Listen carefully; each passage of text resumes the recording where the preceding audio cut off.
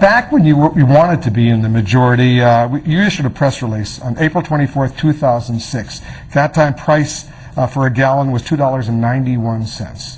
Among other things you said then, Democrats have a common sense plan to help bring down skyrocketing gas prices by cracking down on price gouging, rolling back the billions of dollars in taxpayer subsidies, tax breaks, and royalty relief given to big oil and gas companies, and increasing production of alternative fuels. That was then. You've been in power now as the majority for more than a year and a half. The price of a gallon of gas is more than $4 in some parts of the country, including in your area, closer to $5 a gallon, and there's no relief in sight. What are you doing to fix this? Because a lot of people are disappointed in the record so far. Well, we have passed in the House of Representatives every one of those initiatives.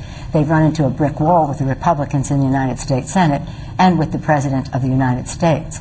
But in passing our energy bill, we were able to achieve, with public support and outcry. So it's all the fault of the Senate? Yes, absolutely. Simple as that. Every single one of these bills passed the Congress of the United States. The price of oil is at the doorstep. $4 plus per gallon for oil is attributed to oil men in the White House and their protectors in the United States Senate. Make no mistake, all of these initiatives have passed.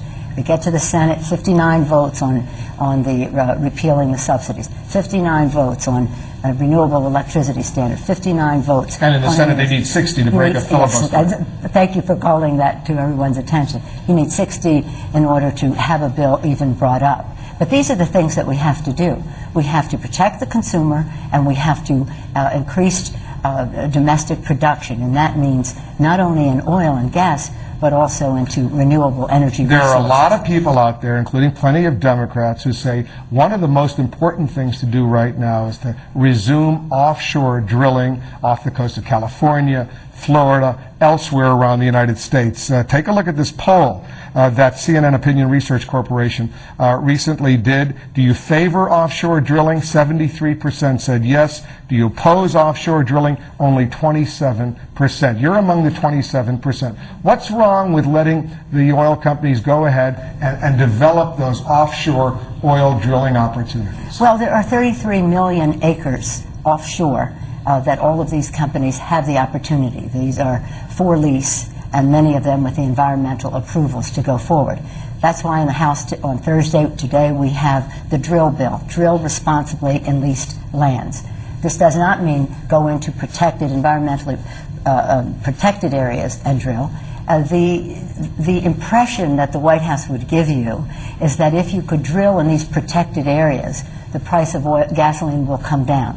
Even the President in his press conference the other day acknowledged that that was not the case. There's a huge potential for domestic oil production. Absolutely. That would reduce our dependence on foreign imports. Yeah, there are 68 million acres in the lower 48.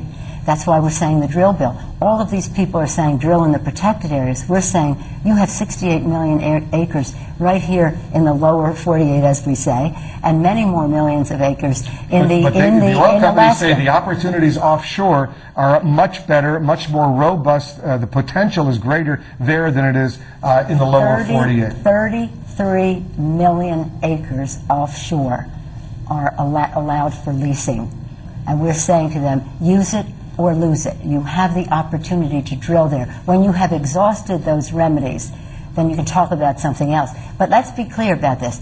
It will take at least 10 years from any of that oil to get to the pump.